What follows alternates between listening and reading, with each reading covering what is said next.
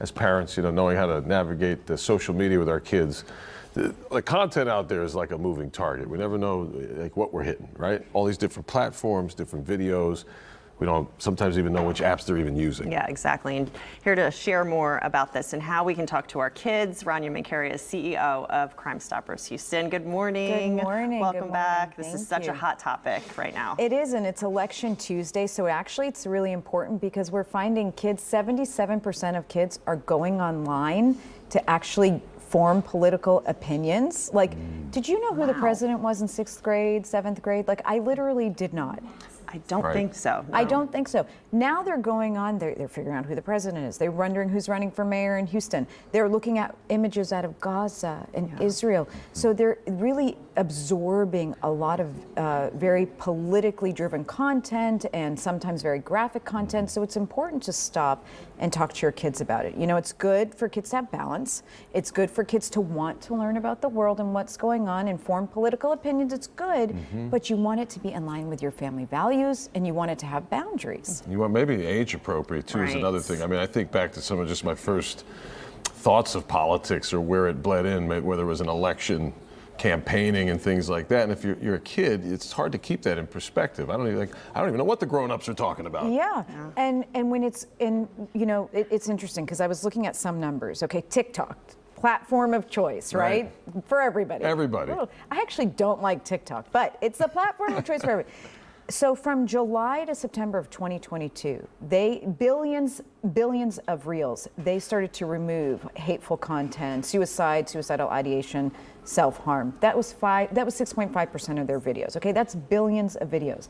A few months later, they start to look at dangerous content and dangerous challenges. They removed just those videos. And then this year, they started again focusing on dangerous content, violent content. Those numbers are going up. Kids are gravitating to that content. They're looking to consume it. They like the silos. I'm starting to feel this way politically. What do these people say? Let me go down this rabbit hole. And then they're starting to be fed that type of content. So, your family can have a family view, a family system, and your kids may know nothing about it. And they're going online where they're finding a plethora of content. Tons of influences. And what is it doing to them? They're creating unrealistic expectations, unrealistic fears maybe, a skewed view of the world. They don't understand how to rationalize it, or they're becoming desensitized, and you're seeing videos of kids wanting to participate, contribute to dangerous activities. So at Crime Stoppers, look, we want to look at what's trending in our kids' lives, what's potentially dangerous, and give parents tools to combat it. And how do we begin that conversation? How do we start?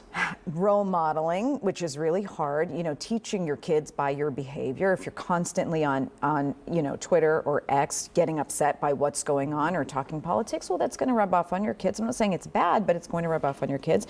You want to have age-appropriate conversations because our kids are consuming this content. We've been in schools.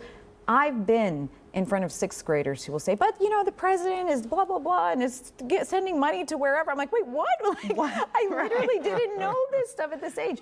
So you want to, create some balance for them. Rules, I think right now, guys, we don't want you to be pulling up explicitly graphic content out of Gaza or Israel. Let's talk about what's going on as a family, but this is why we don't want you to see that content. It's not good for you. Or let's talk about what it means and what it means in the world.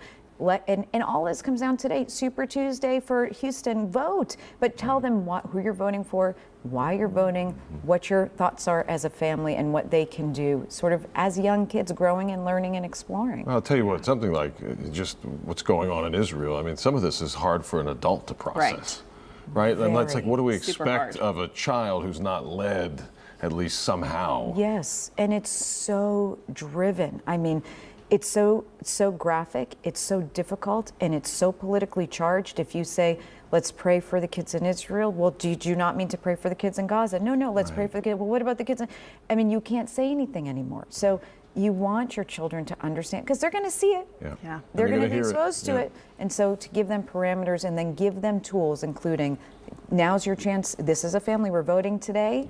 When you're an adult, you'll vote too, and this is how you do it. Good day to do it. And that's the biggest thing, I think, is opening up that conversation and not feeling afraid as a child to say, hey, mom, dad, this is what I'm seeing, or this is what I'm afraid of.